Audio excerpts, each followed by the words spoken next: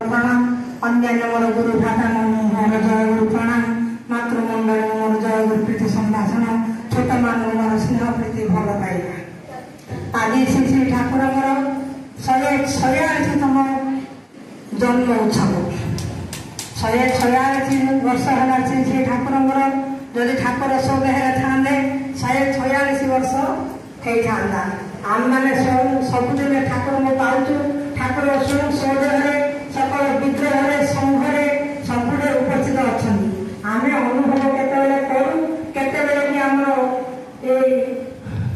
मनर विकार द्वारा केतबेले ठाकुर विग्रह अच्छा भावित जाऊ आज जीवन पढ़ा कि ठाकुर जन्म पर्यंत आउ पानी ठाकुर जीवन विषय सब किसी कहले आउ कौन कहमी कि बुझी पानी जीवनी कथा श्री श्री ठाकुर जो चारिटा चतुर्विध साधन सिद्ध सद्गुरु आम मान से आसी धरा दानू आम मैंने समस्त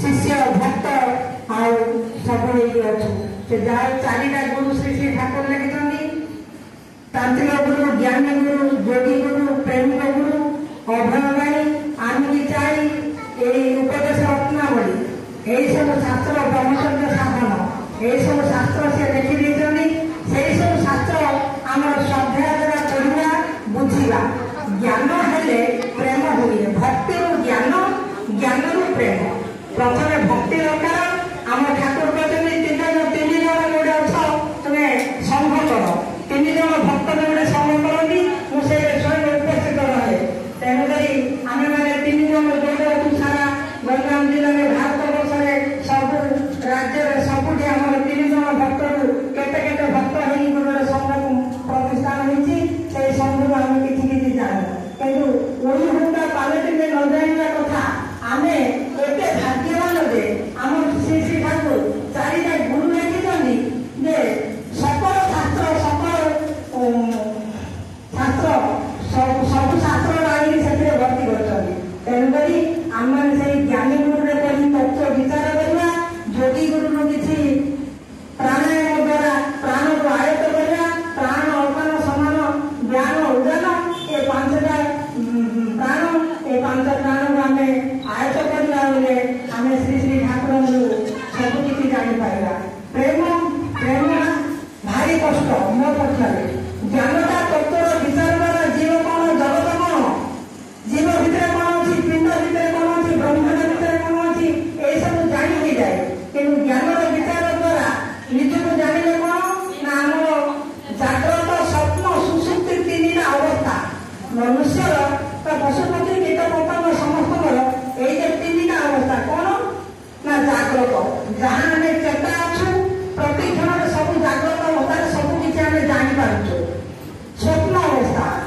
यही जाग्रत अवस्था हूँ आम स्थूल शरीर यही स्थूल शरीर जाग्रत थिला जहाँ किसी कार्य करुच्ची सब सी जापर जिते निद जाऊँ स्वप्न अवस्था सी हूँ सूक्ष्म शरीर स्वप्न अवस्था सूक्ष्म शरीर में केते स्वप्न देखे निद भांगिला पर से स्वप्न सब मिछ हो जाए पुणी कारण शरीर कौन ना सुसुप्ति गाढ़ निद्रा जो गाढ़ निद्रा समय आम जन्म जन्म संस्कार गुड़ाक सब बीज रूप से संचित होती आम सुसुप्ति अवस्था यही 3टी अवस्था भितर स्थूल शरीर हूँ अग्निमय ए जगत अग्नि अग्नि किंतु सूक्ष्म शरीर हूँ तेजस हिरण्य गर्भ कारण शरीर हूँ प्रज्ञा ज्ञान तेणुक 3टा जाक अवस्था जाग्रत अवस्था साक्षी भाव में 10टा भाव में निजर जहाँ कर्म करू ताकू देखू ना किए ना द्रष्टा आकार देखु जो कर्म करू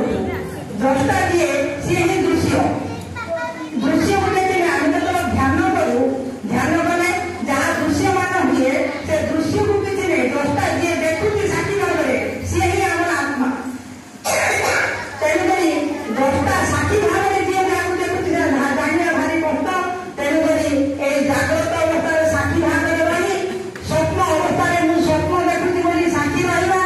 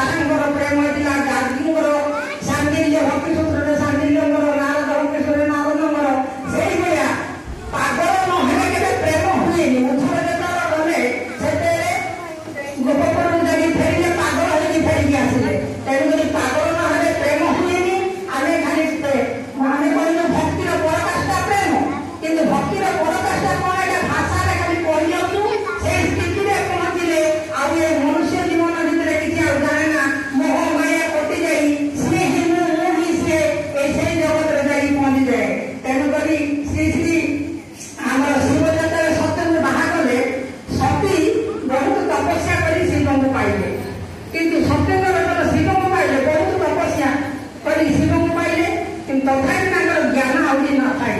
ଦିନେ ସେ ବୈକୁଣ୍ଠପୁରକୁ ଗଲେ। ବୈକୁଣ୍ଠପୁରରେ ଲକ୍ଷ୍ମୀ ବିଷ୍ଣୁ ବଡ଼ ଆନନ୍ଦରେ ଅଛନ୍ତି। ଆସିଲେ ମନରେ ଟିକେ କ୍ଷୋଭ କଲେ ଯେ ଆମେ ଜଙ୍ଗଲରେ ପାହାଡ଼ରେ ରହୁଛୁ, ଆଉ ସ୍ୱୟଂ ବିଷ୍ଣୁ ଯେ ଏତେ ବଡ଼ ମହଲରେ ଐଶ୍ୱର୍ଯ୍ୟ ଭୋଗ କରୁଛନ୍ତି।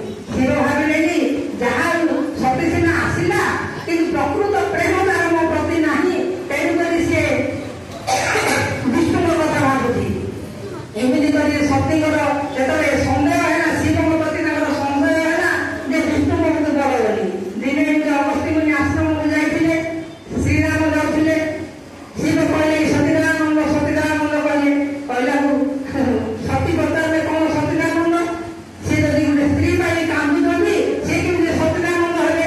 କହିବାରୁ ସେଠୁ ଶିବ ଜାଣିଲେ ସତୀ ଯେ ସୀତା ରୂପରେ ଯାଇ ଶ୍ରୀରାମରେ ପହଞ୍ଚିଲେ।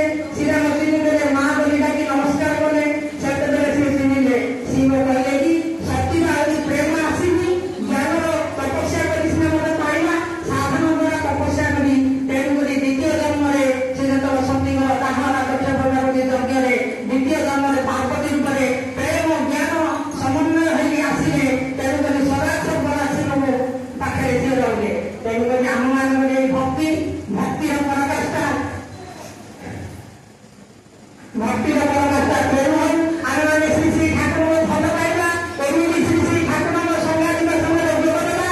ସକଳ ସଙ୍ଗ ଉତ୍ସବ ମାନଙ୍କରେ ଆମେ ଯୋଗ ଦେବା, ସମ୍ମିଳନୀରେ ଯୋଗ ଦେବା, ଦେଇକି ଠାକୁରଙ୍କର ସକଳ ଅନୁଭବ ଆମେ ପାଇବା। ଭାଇ ମା ମାନେ ପ୍ରୀତି ପ୍ରେମରେ ଆନନ୍ଦରେ ସମସ୍ତେ ନିଜର ମନକୁ ମିଶାଇ ସମସ୍ତେ ଚଳିବା। ଶ୍ରୀ ଶ୍ରୀ ଠାକୁରଙ୍କର ସେବା କାର୍ଯ୍ୟ କରିବା। ଠାକୁରଙ୍କର ପୂଜା ପଦ୍ଧତି ଅନୁଯାୟୀ ସମସ୍ତେ ଶିଖିକି ପୂଜା କରିବା। ସବୁବେଳେ ସଫଳ କରି ଆମର ଜୀବନ ସାର୍ଥକ ହେବ। ତେଣୁକରି ଗୁରୁଦେବ ଆଉ ଆଜି ଯାହା କହିଛି ସବୁ ଭୁଲ କ୍ଷମା ଦେବ। ମୋର ଆଜି କିଛି ମୁଣ୍ଡକୁ ଛୁଟୁନି। ଜୟ ଗୁରୁ ଭାଇମାନେ ମୋତେ କ୍ଷମା କରିବେ।